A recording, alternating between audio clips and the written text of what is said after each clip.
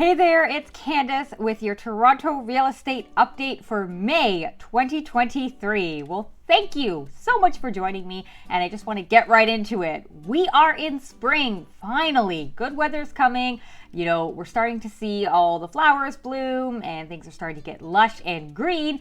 We're also starting to see open houses, lots of booked open houses. So it's very fascinating because, this is the first time we've been able to, at least in a couple of years, have a really healthy spring summer market with proper open houses, right? We're 3 years out of the pandemic, and during the pandemic, we weren't allowed to have these open houses. And now we're having open houses where people are starting to feel safe and secure to step into them. More people are showing up, right? And that's what we're starting to see out there. So what I'm seeing is a lot more packed open houses. What my clients are seeing is people going to open houses with lineups down the block. So it's kind of insane, but it just goes to show you how quickly the market has turned. Now, I'm sure everybody's been reading out there why this is happening. You know, there's a few different factors involved. Number one, obviously with the Bank of Canada holding rates, people are feeling a little more secure to get out there. Now, what we have to be considerate about is if rates get slashed and we start going down, that's probably going to bring more buyers back into the market. You know, what I was telling a lot of people the last few months is that there's buyers out there. I had lots of clients that were calling me saying, Candice, when the right thing comes on the market, I'm ready to buy. You know, so it wasn't that we didn't have buyers available.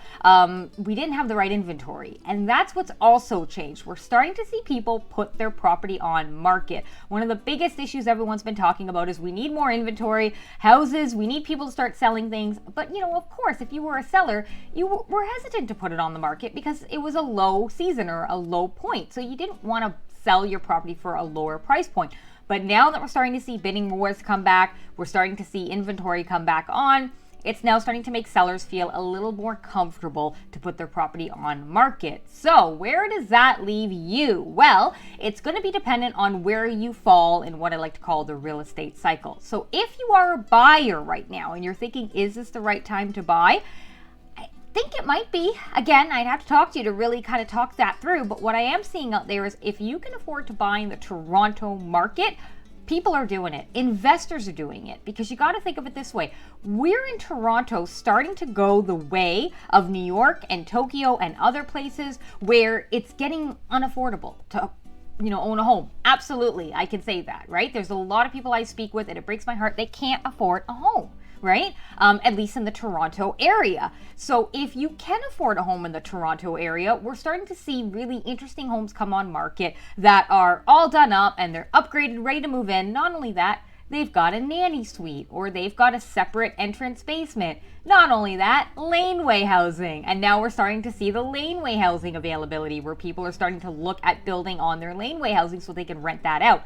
So now your home is also being looked at twofold. It's not only being looked at a place that you live and raise your family, it's also being looked at an income, right? It's being looked at like you have an income coming in from it, right? So this is now kind of helping people or even motivating more people to buy in Toronto. So nobody has a crystal ball. No one knows what the future is going to be like. But for example, if homes do continue to have that upward trend and they continue to be more and more unaffordable, because as we know, the main issue is inventory and it doesn't look like we're going to be getting a whole bunch of homes being built anytime soon from the government, then that's going to make any home in Toronto that much more valuable. So I always tell my clientele, if you like Toronto, if you see yourself living here, and if you can afford to live here, might be the right time to get out and start looking, okay? Now, one thing I don't ever want to be scared of, I ain't scared of bidding wars, all right? You hear a lot of people say, oh, I don't want to compete. Oh, I don't know. Here's the thing. I don't care how many people put in an offer, because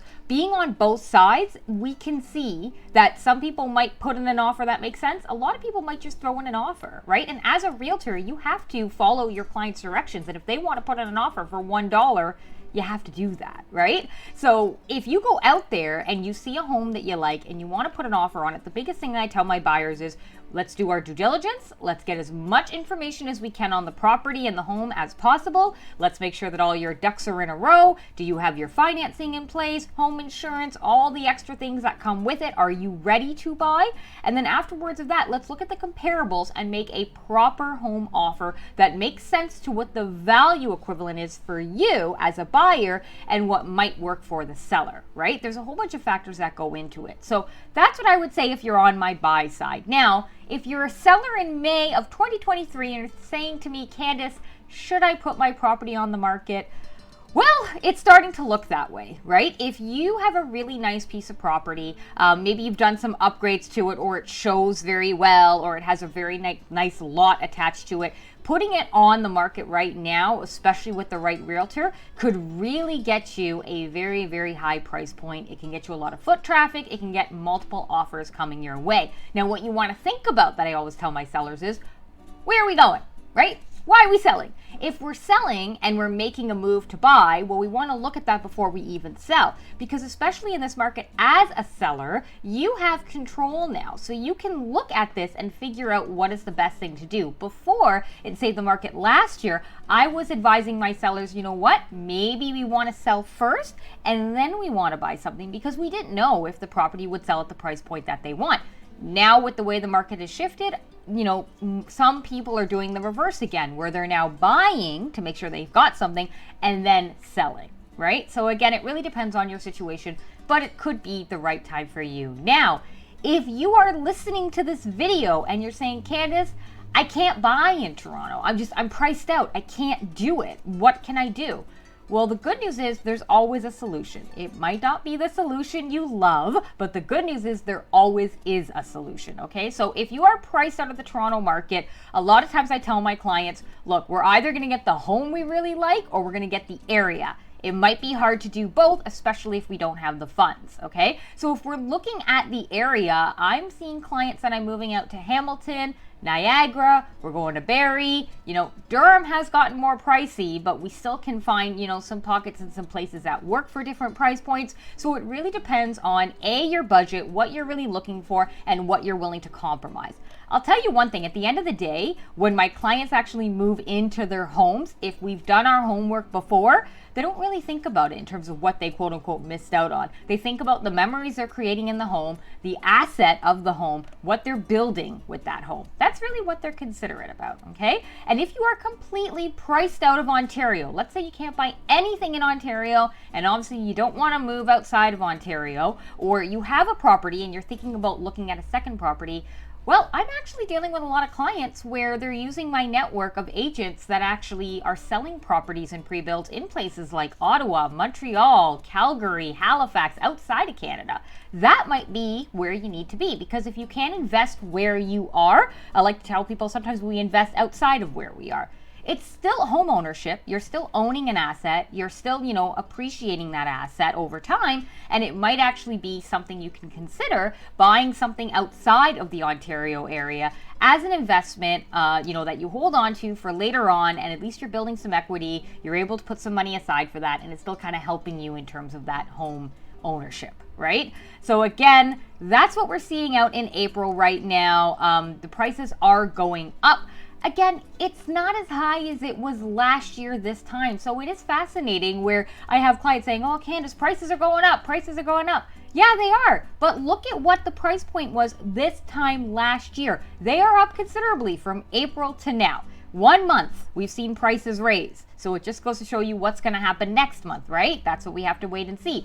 But if we're comparing it to this price point of what was selling this time last year for the same price, the same market, we're still, you know, down, you know, so that's just something to consider how things are relative that way. And any way you slice it, it really just has to be the right decision for you. And as everyone always hears me say, real estate is not just about the numbers, it's about the emotions, and it's about the long-term planning of it. What are you actually thinking about doing? And if you get all of these things in a row, your ducks in a row, and you really think about this to understand where you are now and where you want to be, it helps you position the price point of what a potential home is that you can be looking to buy, so you can actually come in and put the right price point for yourself. So in a couple of years, you can be one of my clients that calls me and says, Candice, I'm so happy that we made that move. I love my home. I can't believe we got it for this price, or I can't believe that I got this home, and I'm really excited, as I'm living here. So I just want to say it was a good move for me, right? So that could be you, something to think about. So if you want to know what your home is worth, you can actually go to my website. The link is in the description, and you can actually find out what your home is worth, and I'll tell you when the best time to sell it might be. If you're a buyer and you're trying to figure out if the right time to buy is now, there's some tools on my website, some calculators that help you do those price points. And as always, everybody knows I love talking about real estate. So if you have any questions personally about your situation, you're looking to get a bit of guidance, I'd be happy just to connect with you, just to have a conversation to see if now might be the right time for you to buy, sell, or invest. All right. Well, that's it for my Toronto real estate update for May 2023. I hope you enjoyed it and that you learned something from it. If you like this video and you want to see more, please subscribe to my channel. Thank you so much for watching, and take care of yourselves and each other. Bye.